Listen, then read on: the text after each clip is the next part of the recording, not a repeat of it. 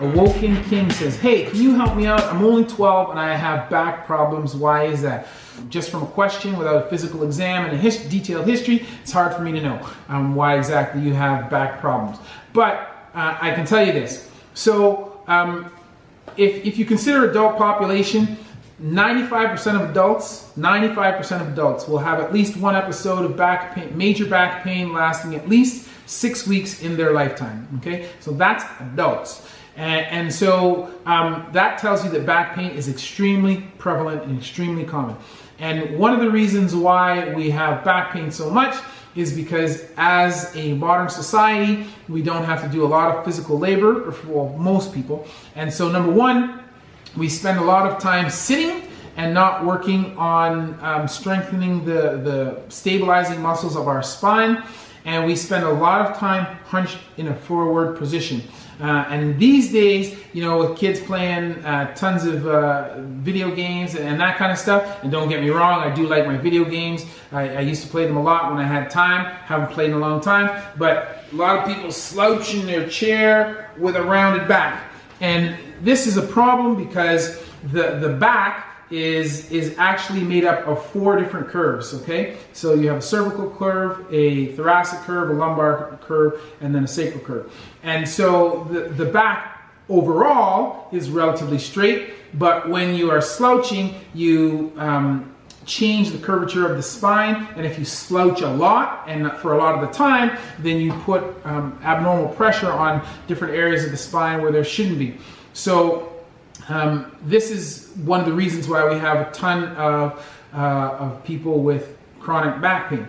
So one of the first things that I explain to people is, number one, you have to think about your posture when you're sitting, standing, walking, and try to make sure that you are in an upright position most of the time, and that you sit in an upright position, you stand in an upright position with good overall posture. And basically, for people to know what good posture is, if you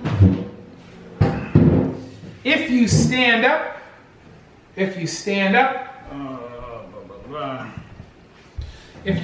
up like this, you drop your shoulders down, you take your thumbs and rotate them to the back. This, and keep your head in a neutral position, i.e. meaning looking forward. This is what's known as the anatomic position. Now, nobody stands like that all the time, but that's the position that where you are standing, where the body is, your spine is in its most ideal state. So what I tell people to do is, not that I need them to stand like that all the time, but they need to kind of refocus their body's attention from time to time. So basically I tell my patients that if they're having issues with back pain, then once an hour, you basically want to stand up, get into this position, okay, stand up nice and tall, look straight ahead, pull your shoulders towards the floor, take the thumbs, turn them towards the back, and reset.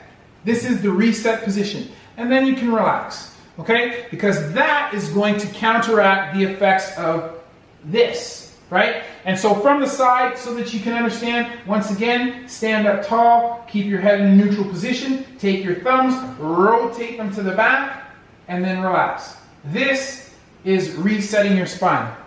So that's the first thing that you should take time to do, okay? So that is going to help just to allow your body to remember, oh yeah, this is the position that I need to be in, and this is going to minimize the stress on your spine.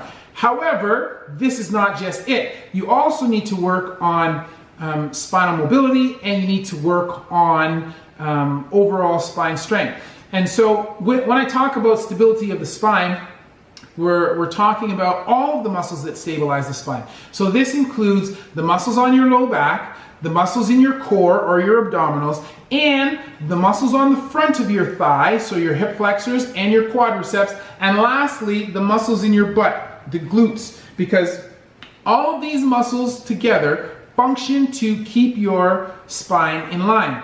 I do a talk called The Sitting Disease, where I tell people to think about the spine as a radio tower, okay? So basically, you know, you're driving in the country and you look over and you see this radio tower, right? Or a cell phone tower, and you see the tower and it's quite tall and it's quite narrow. It doesn't really have a very large base of support. In order to keep that tower erect, if you look at it, you see that there are tons of guide wires all around which help to secure it to the base or to the ground all around it. And that's what helps to keep the tower safe, or to keep the tower stable. So think of your spine as the same thing. The radio antenna or the cell phone tower is your spine, going up and down in your back. And then the muscles in your core, your abdominals, the low back, your quadriceps, and your hamstrings, all of those muscles are working together just the exact same way as the guide wires are with the cell tower out in the country. And so you can imagine that if one group of muscles is stronger than the other, and in most people it's the abdominals and the muscles on the front of the thigh, the hip flexors and the quadriceps, which are stronger, you can imagine that it will take your tower and start to do this, which is what we have in most people.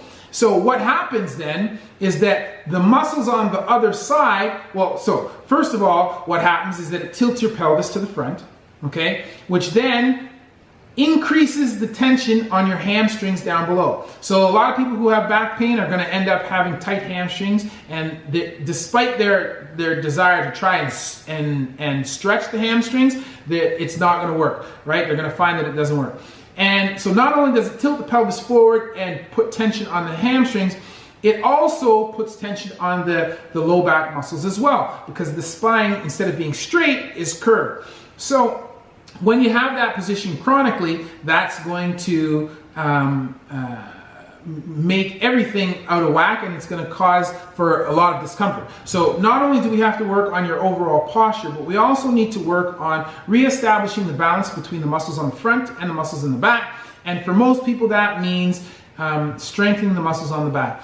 And I was recently watching a podcast by Matt Wenning on YouTube, and Matt Wenning is a biomechanist. He is a PhD researcher, and he is a powerlifter. He also trains many of the U.S. Rangers in the military. And one of his comments was that we work so much on things on the front, and basically in most people our front is overdeveloped when compared to the back. And so in his training, he basically spends whatever time he spends people working out on the front, he doubles that, at least doubles or triples it for the back. So whatever you're doing for the front, he doubles or triples it for the back. So for people who have chronic back pain, they have to work on the posture, but they also need to work on reestablishing the balance between the front and the back muscles. So for most people, that means working on the muscles of your low back and of your glutes and hamstrings and making those stronger. So you need to do that. And then you also need to work on your core and your anterior muscles as well. But again, try to keep that in a 3-to-1 or 2-to-1 balance, favoring the back. Okay, so those are the big things. And then lastly, you need to work on spinal mobility. So once you increase your strength, you also need to work on keeping or developing and then maintaining spinal mobility. So this means working through controlled ranges of motion where you are actually doing where you are doing flexion of your spine, lateral side bending of your spine, and spinal extension. And if you want more information about this, please go check out our other channel, which is Human 2.0 or Human 2.0, all in words, Inc. You can look us up. We have another channel for our business on YouTube, and we have a video that is dedicated specifically to this, and I believe the title of it is How to Improve Your Posture, or Exercises to Improve Your Posture. So if you want to know more about it, you can go check that and just follow along, because I describe this in detail in that video, and I show you the exercises that you should be doing.